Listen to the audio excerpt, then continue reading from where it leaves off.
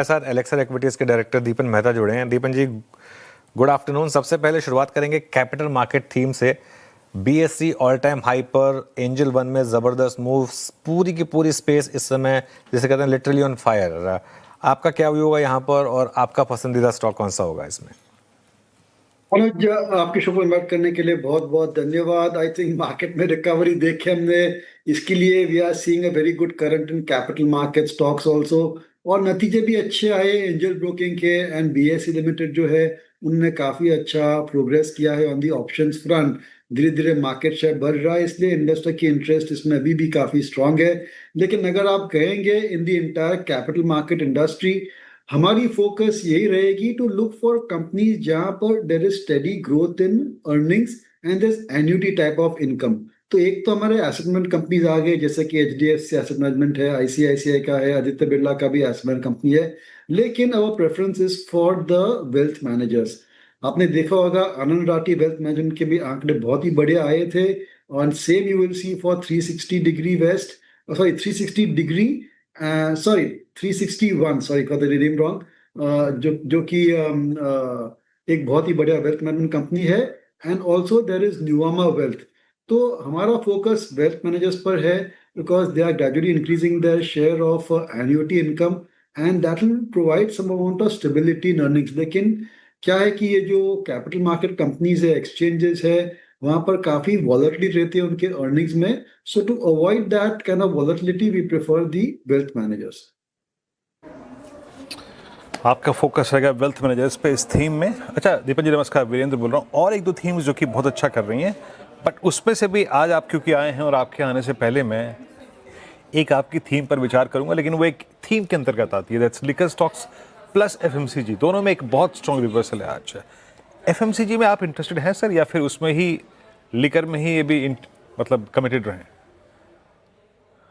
वीरेंद्र, कैसे हम एफएमसीजी में इंटरेस्टेड रह सकते हैं जब उनकी वॉल्यूम ग्रोथ इज सब 5%, और ज्यादा से ज्यादा अच्छे साल में भी 7-8% ग्रोथ आ सकती है।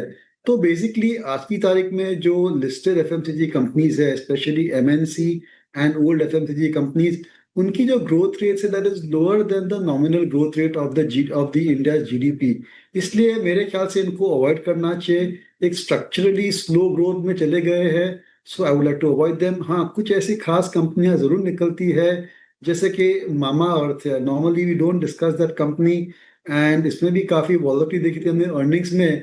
लेकिन these are the companies of the future, जहाँ उनके प्रोडक्ट्स ऐसे हैं कि ग्रोथ रेट बहुत ही बढ़िया है, और जो उनकी फोकस एरिया है that is not so crowded, उनकी कंपेरेटिव पोजीशन अच्छी है।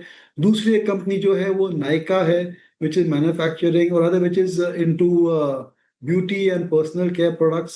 तो वहां पर भी उनके भी प्रोस्पेक्ट्स बहुत ही बढ़िया है। आप देखेंगे, you compare Honasa and Nykaa to HUL, Godrej consumer, Nestle वगैरह वगैरह, and you will see the growth rates में जो है जमीन आसमान का फर्क है। तो आई वुड से कि एफएमसीजी में आपका जो चॉइस है बहुत ही नैरो है। You could add Varun beverages also to it, which is going to benefit from a very hot summer. तो आपको थोड़ा यहाँ पर बहुत ही फोकस में और सिलेक्टिवली बाय करना है एफएमसीजी में। Run of the mill FMCG companies are to be completely avoided.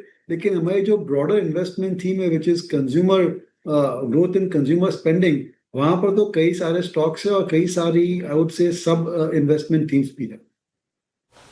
Okay, FMCG pack पर आपकी राय हो गई और साथ ही स्टॉक स्पेसिफिक होने की बात है। दीपन जी गुड आफ्टरनून।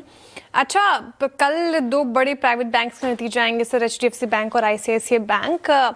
एक तो आपको क्या एक्सपेक्टेशंस हैं दिग्गज प्राइवेट बैंकिंग रिजल्ट से, और साथ ही प्राइवेट बैंकिंग स्पेस में अभी क्या आपकी राय बन रही है सर? देखिए, अगर नतीजे अच्छे आएंगे, ये जो कंपनीज है उनके रिजल्ट्स ऑलवेज प्रिडिक्टेबल रहते हैं। एक सरप्राइज एलिमेंट ये हो सकता है कि उनकी एक्चुअल नेट प्रॉफिट में be much better than street is expecting, क्योंकि जो उनकी प्रोविजंस है for bad debts that may be lower year on year, जिसकी वजह से you may see good increase in the profit after tax. लेकिन जो प्री प्रोविजनिंग प्रॉफिट्स है that will be I think I would say low double digit और सो। इसलिए इतनी कोई खास एक्सपेक्टेशन है नहीं।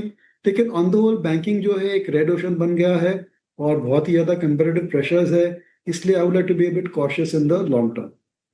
ओके, मीनवाइल मार्केट देखिए एक बार जरा, जबरदस्त मोमेंटम इस समय। निफ्टी अब उस अपर बैंड की तरफ बढ़ता हुआ 24,350, बैंक निफ्टी भी 56,500 के उस रेजिस्टेंस जोन को क्रॉस कर रहा है और उसके ऊपर टिकने की कोशिश कर रहा है। तो let's wait and watch. Ripan ji, IT को लेकर काफ़ी असमंजस है क्योंकि प्राइस एक्शन काफ़ी पॉजिटिव रहा है पिछले 2 हफ्ते में, लेकिन नंबर्स चाहे टीसीएस के देखें या आप विप्रो के देखें, बता रहे हैं कि अभी भी पेन काफ़ी है। व्यू क्या होगा आपका? अनुज, अभी भी अवॉइड है। IT companies are still on avoid for us, क्योंकि जैसे आपने कहा अभी भी नतीजे कुछ खास आ नहीं रहे, they are into stagnant mode. और ये जो आर्टिफिशियल इंटेलिजेंस का क्या इम्पैक्ट होने वाला है ये अभी भी क्लियर नहीं है। इसलिए नो डाउट मल्टी ईयर लो वैल्यूएशन पे मिल रहे हैं ये स्टॉक्स। अच्छी डिविडेंड यील्ड भी है, बायबैक्स भी कर रहे हैं, फिर भी we are more interested in growth stocks. और अगर आप आईटी में निवेश करना ही चाहते हैं तो देर आर 3 or 4 नेम जहां लग रहा है कि they will be able to manage the AI wave very successfully. एक तो है पर्सिस्टेंट सिस्टम्स, दूसरी कंपनी है हैप्पीएस्ट माइंड्स। ये 2 कंपनियां लग रही है कि they will be able to manage the growth better.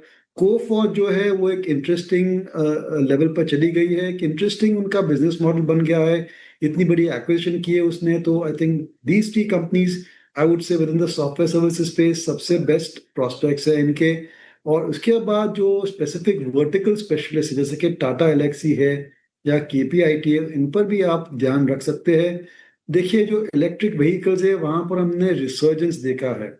Europe में वॉर के चालू होने के बाद there was a 37% increase in EV registrations. तो अगर ईवी फिर से फोकस में आ जाता है तो कंपनी लाइक टाटा एलेक्सी और केपीआईटी, जहां पर प्रोजेक्ट्स थोड़े स्लो जा रहे थे, रैंप अप्स थोड़े स्लो हो रहे थे, सडनली दी ऑटो कंपनीज ग्लोबली ओईएम्स सोच सकेंगे कि मे बी उनको उनकी आर&डी फिर से एग्रेसिवली एक्सपैंड करनी चाहिए, which will benefit for Tata Elxsi and KPIT. तो थोड़ा आपको सिलेक्टिव रहना है यहाँ पर भी। जो लार्ज कैप आईटी स्टॉक्स है उनको तो बिल्कुल अवॉइड करना चाहिए। ओके अच्छा दीपन जी, ये फरवरी के बाद से, बजट के बाद से वो डेटा सेंटर थीम बहुत चली थी और उसमें जो केबल कंपनियां थी बहुत अच्छी बेनिफिशरीज भी थी। कोई केबल स्टॉक आपने पिक किया क्या इस दौरान में? नहीं वीरेंद्र, अगर आपको डेटा सेंटर खेलना है तो again disclosure disclosure disclosure. The best way to play data center is through MTAR technologies जो है, रिसेंट लिस्टिंग है। और ये जो कंपनी है इसका सबसे बड़ा क्लाइंट है ब्लूम एनर्जी। और जितने भी डेटा सेंटर्स लग रहे हैं around 40% market share is with Bloom energy for supplying electricity power.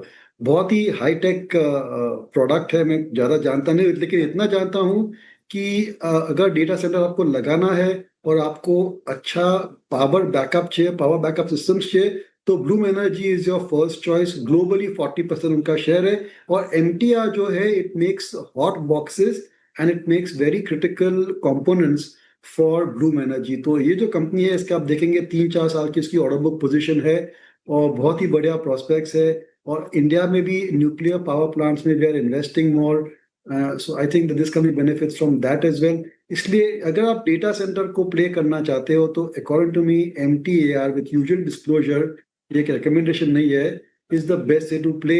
Cables वगैरह है वो ठीक है, cables is more basis, more they do well because of better T and D transmission distribution. जैसे जैसे इसका इंफ्रास्ट्रक्चर बढ़ता है और अर्बनाइजेशन चलती है, दीज कंपनीज बेनिफिट। लेकिन केबल कंपनीज में जो कॉपर है इसका शायद थोड़ा नेगेटिव इफेक्ट आ सकता है for the March quarter.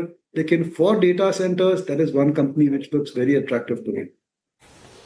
Okay, ये डेटा सेंटर थीम प्ले करने के लिए कौन से स्टॉक्स पे ध्यान होना चाहिए वो बता दिया सर आपने। अच्छा, एमटीआर का जिक्र किया आपने तो एकदम से डिफेंस भी देख रही थी मैं, और स्पेशली आज जो चला है सर वो है शिपिंग स्टॉक्स ज़्यादा, कोचिन शिपयार्ड, मज़गांव डॉक। तो क्या डिफेंस में भी अब थोड़ा स्टॉक स्पेसिफिक होना चाहिए या पूरा थीम अभी भी आपको अट्रैक्टिव नजर आता है? देखिए डिफेंस एक मल्टी ईयर इन्वेस्टमेंट थीम है, लेकिन अब जो स्टॉक्स है उनकी जो वैल्यूएशंस है थोड़े एक्सपेंसिव है और काफ़ी वेल डिस्कवर्ड है। To an extent they are over owned also. और ऐसे मार्केट में जहाँ पर सब जगह हम वॉर की न्यूज़ देखते हैं and we are seeing what is happening in the world. एक तो दो बड़ी वॉर्स चल रही है इस दुनिया में, तो ऑब्वियसली डिफेंस पर इन्वेस्टर्स का फोकस रहेगा। लेकिन अगर आपके पास डिफेंस नहीं है अपने पोर्टफोलियो में, या if you not got adequate weightage, तो buy them in peace time, जब थोड़ी शांति होगी, और शांति होगी ऐसे नहीं है, व्हेनेवर देयर इज पीस, और इन पर जो फोकस है वो जब थोड़ा हट जाता है, तब इनमें शायद निवेश करना चाहिए। थोड़ा आपको आई वुड से रिस्क रिटर्न प्रोफाइल भी बेहतर रहेगा, थोड़ी मार्जिन ऑफ सेफ्टी भी मिल जाएगी। लेकिन अगर आप ऑलरेडी इन्वेस्टेड है तो I wouldn't want to sell defence, क्योंकि ये और भी बढ़ सकता है, मोमेंटम अच्छा है। और चाहे आप शिप यार्ड्स ले लीजिए, या फिर जो इंडियन पीएसयू डिफेंस कंपनीज है, इनमें भी आप खरीद सकते हैं। और even there are some of the private sector defence contractors, उनके भी प्रोस्पेक्ट्स अच्छे हैं। तो on the whole one should keep on looking for good stocks to buy in the defence sector. लेकिन वैल्यूएशन थोड़े ज़्यादा है, और हाई वैल्यूएशन में खरीद के हमने देखा है कि फिर रिटर्न्स अगले 2-3 साल के लिए इतने अच्छे नहीं आते हैं, बिलो एवरेज रिटर्न्स आते हैं, क्योंकि good news is already been captured in the stock price. चलिए दीपन जी, बहुत बहुत शुक्रिया, आप इस कार्यक्रम में शामिल हुए, सभी सेक्टर्स पर अपनी राय रखी आपने, बहुत बहुत शुक्रिया। Have a nice weekend sir.